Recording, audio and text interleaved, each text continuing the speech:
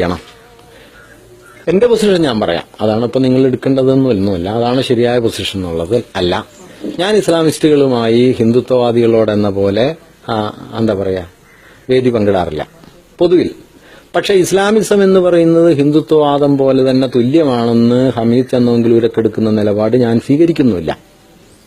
അതെന്തുകൊണ്ടാണെന്ന് വെച്ച് കഴിഞ്ഞാൽ ഇസ്ലാമിസ്റ്റ് പൊളിറ്റിക്സ് ഹിന്ദുത്വം പോലെ ഒരു ഫാസിസ്റ്റ് പൊട്ടൻഷ്യൽ ഉള്ളതല്ല. ആഗോളതലത്തിലാണ്, ഇന്ത്യയിലല്ല. രണ്ട്, ഇന്ത്യയിൽ ഇസ്ലാം എന്ന് പറയുന്നത് ചരിത്രപരമായി അപരവൽക്കരിക്കപ്പെട്ട ഒരു സത്തയാണ്, ഒരു എന്താ പറയാ ഐഡന്റിറ്റിയാണ്.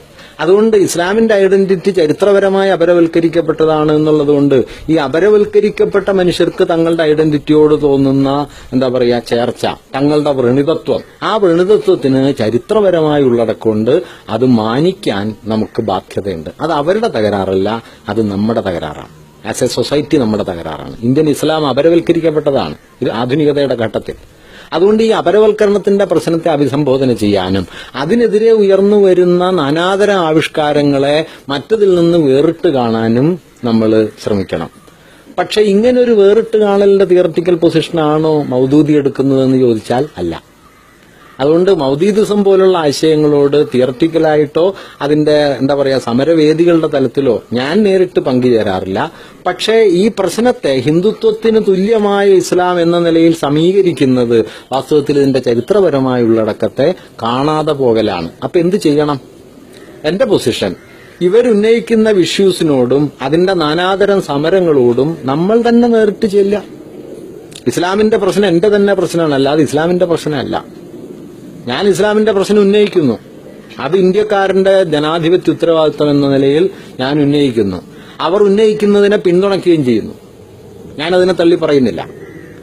പക്ഷേ ഒരു വ്യക്തി എന്ന നിലയിൽ ആ പൊസിഷനോട് ഐക്യപ്പെടാനായിട്ട് ഞാൻ മാറി നിൽക്കുകയും ചെയ്യുന്നു. അത് മറ്റതുപോലെ അല്ല. പൊസിഷൻ വ്യക്തമാണെന്ന് എഴുതണം. ഇത് ഇരട്ടത്താപ്പല്ലേന്ന് തോന്നാം.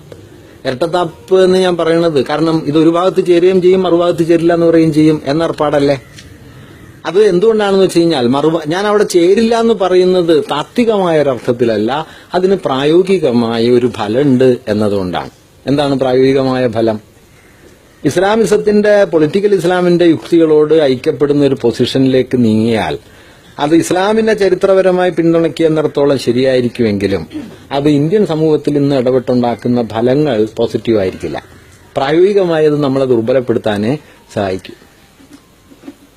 അതുകൊണ്ട് എന്റെ കൺസേൺ തിയററ്റിക്കൽ ശുദ്ധിയല്ല, എന്റെ കൺസേൺ അതിന്റെ പ്രായോഗിക ഫലമാണ്.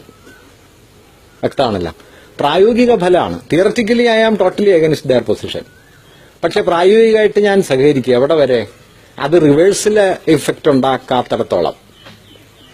മനസ്സിലാവുന്നുണ്ടല്ലോ, റിവേഴ്സ് എഫക്ട് ഉണ്ടാക്കാത്തിടത്തോളം. റിവേഴ്സ് എഫക്ട് എന്ന് ഞാൻ പറയുന്നത് ഇപ്പൊ എൻ ഡി എഫ് പോലൊരു സാധനം എന്ത് മതനിരപേക്ഷത പറഞ്ഞാലും ഐക്യപ്പെടാൻ പറ്റുന്നൊരു സാധനമല്ല. SDPI ജമാഅത്ത് പിന്നെ കുറെ കൂടി സോഫിസ്റ്റിക്കേറ്റഡ് ആയിട്ടാണ് പറയുന്നത്. പക്ഷെ തിയററ്റിക്കൽ പൊസിഷൻ അത് തന്നെയാണ്. അപ്പൊ അതുകൊണ്ട് അവരുമായി ഐക്യപ്പെടുന്നതിന് നിശ്ചയമായിട്ടും പ്രായോഗികമായ ഒരു പരിധിയുണ്ട്. പക്ഷെ അവരുന്നയിക്കുന്ന പ്രശ്നങ്ങൾ അപ്പാടെ തെറ്റല്ല. അവരുന്നയിക്കുന്ന പ്രശ്നങ്ങൾ നാം ഏറ്റെടുക്കേണ്ടതാണ്. അതുപോലെയല്ല ഹിന്ദുത്വമായിട്ട് ഐക്യപ്പെടാൻ പറ്റില്ല, ഹിന്ദുത്വം ഉന്നയിക്കുന്ന പ്രശ്നങ്ങൾ ഏറ്റെടുക്കാനും പറ്റില്ല. അതുകൊണ്ട് ഇത് രണ്ടും ഒന്നല്ല. ഹിന്ദുത്വമായി സമ്പൂർണ്ണ യുദ്ധമാണ്. ഒടുവിലത്തെ യുദ്ധമായി എന്ന് പറഞ്ഞ പോലെയാ എപ്പോഴും. ഇന്നാള് പ്രസംഗിച്ചു കഴിഞ്ഞപ്പോ എന്നെ RSSലെ എന്റെ ഒരു സുഹൃത്ത് വിളിച്ചു പറഞ്ഞു, മാഷെ സൂക്ഷിച്ച് നടക്കണം, ഞങ്ങളുടെ സംഘത്തിനകത്ത് മാഷോട് വലിയ എതിർപ്പുണ്ട് എന്ന് പറഞ്ഞു. അപ്പൊ ഞാൻ പറഞ്ഞു, നിങ്ങൾ ഗാന്ധിയെ വെടിവെച്ചു വന്ന ആളുകളാ, പിന്നെ സുൽപ്പിനടുത്ത് തലണം തീരുമാനിച്ചാൽ നിങ്ങളെ കൊണ്ട് എളുപ്പം കഴിയും. അതുകൊണ്ട് ഞാൻ എന്താ പറയാ കരുതി നടന്നിട്ടൊന്നും കാര്യമില്ല. ഗാന്ധി വെടിവെച്ചു വന്ന ആളുകൾക്ക് പിന്നെ എന്നെ തല്ലാനാണോ പ്രയാസം? പിന്നെ ഞാൻ പറഞ്ഞു, തൽക്കാലമെങ്കിലും നിങ്ങൾക്കായിരിക്കും നഷ്ടക്കച്ചവടം, ഞാനടിയുള്ളൂ. അത് ശരിയാണ്, എങ്കിലും മൊത്തം കച്ചവടം നിങ്ങൾക്ക് നഷ്ടാവും എന്ന് വെറുതെ പറഞ്ഞു. രക്ഷയ്ക്ക് പറഞ്ഞതാ. അതെത്ര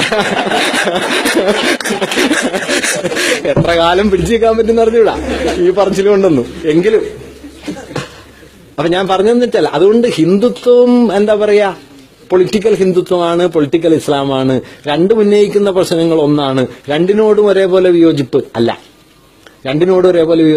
പൊളിറ്റിക്കൽ ഇസ്ലാം ഉന്നയിക്കുന്ന പ്രശ്നങ്ങൾ അവരുടെ തിയററ്റിക്കൽ പൊസിഷൻ വ്യത്യസ്തമായിരിക്കുമ്പോഴും ഇന്ത്യൻ സന്ദർഭത്തിൽ അത് പ്രധാനമാണ്, അതിൽ ശരിയായ അംശങ്ങളുണ്ട്. മറിച്ച് ഹിന്ദുത്വം ഉന്നയിക്കുന്ന പ്രശ്നങ്ങൾ ചരിത്രപരമായി തെറ്റാണ്, സമ്പൂർണ്ണമായി എതിർക്കപ്പെടേണ്ടതാണ്, ഒരു നിലയ്ക്കും കോംപ്രമൈസ് ചെയ്തുകൂടാത്ത. അതുകൊണ്ട് ഹിന്ദുത്വവുമായി വേദിയിലെന്നല്ല, പണ്ട് ഗുരു പറഞ്ഞതുപോലെയാണ്, മുമ്പ് മനസ്സിൽ നിന്ന് വാക്കിൽ നിന്ന് വിട്ടതുപോലെ ഇപ്പൊ മനസ്സിൽ നിന്നും വിട്ടിരിക്കുന്നു എന്ന് പറയും പൽപ്പുവിനോട്, SNDP ആയിട്ടുള്ള. മുമ്പ് നിങ്ങളെ വിട്ടത് വാക്കിൽ നിന്നാണ്, പ്രവൃത്തിയിൽ നിന്നാണ്, ഇപ്പൊ ദാ മനസ്സിൽ നിന്നും വിട്ടിരിക്കുന്നു എന്നതുപോലെ ഹിന്ദുത്വത്തെ വാക്കുകൊണ്ടും മനസ്സുകൊണ്ടും സർവ്വതുകൊണ്ടും വിട്ടേ പറ്റൂ, എതിർത്തേ പറ്റൂ. മറിച്ച് പൊളിറ്റിക്കൽ ഇസ്ലാം ഉന്നയിക്കുന്ന പ്രശ്നങ്ങളെ നാം ഏറ്റെടുക്കേണ്ടതുണ്ട്. അത് പൊളിറ്റിക്കൽ ഇസ്ലാമിന്റെ പ്രശ്നം എന്നുള്ളതല്ല, ആധുനിക ഇന്ത്യയുടെ ജനാധിപത്യ പ്രക്രിയ ഇസ്ലാമിനെ അപരവൽക്കരിച്ച് ഇന്ത്യൻ മുസ്ലിമിനെ ഒരു അപരയാഥാർത്ഥ്യമാക്കി മാറ്റി എന്ന ചരിത്ര വസ്തുത നമ്മുടെ മുമ്പിൽ ഉണ്ട്. നാം ചരിത്രത്തോട് പ്രതിബദ്ധരായിരിക്കണം. അല്ലാതെ താർക്കികമായ ഭദ്രതയ്ക്ക് വേണ്ടി അവരെ എതിർക്കുന്ന അതേ അളവിൽ ഇവിടെ എതിർക്കണം, 10 ലക്ഷം അവിടെ കിട്ടിയാൽ 10 ലക്ഷം ഇവിടെയും കിട്ടണം, അപ്പൊ കാര്യം ശരിയായി എന്ന് പറയുന്നത് നിങ്ങളുടെ നിങ്ങളുടെ താർക്കികമായ ആനന്ദമാണ്. താർക്കികമായ ആനന്ദമാണ് അത് തരുന്നത്, അല്ലാതെ ചരിത്രത്തിലുള്ള ഇടപെടൽ അല്ല. അത് തെറ്റാണെന്ന്, കുറ്റകൃത്യമാണെന്നൊന്നും ഞാൻ പറയുന്നില്ല, പക്ഷെ അതൊരു താർക്കിക യുക്തിയാണ്, അതല്ല പ്രശ്നം.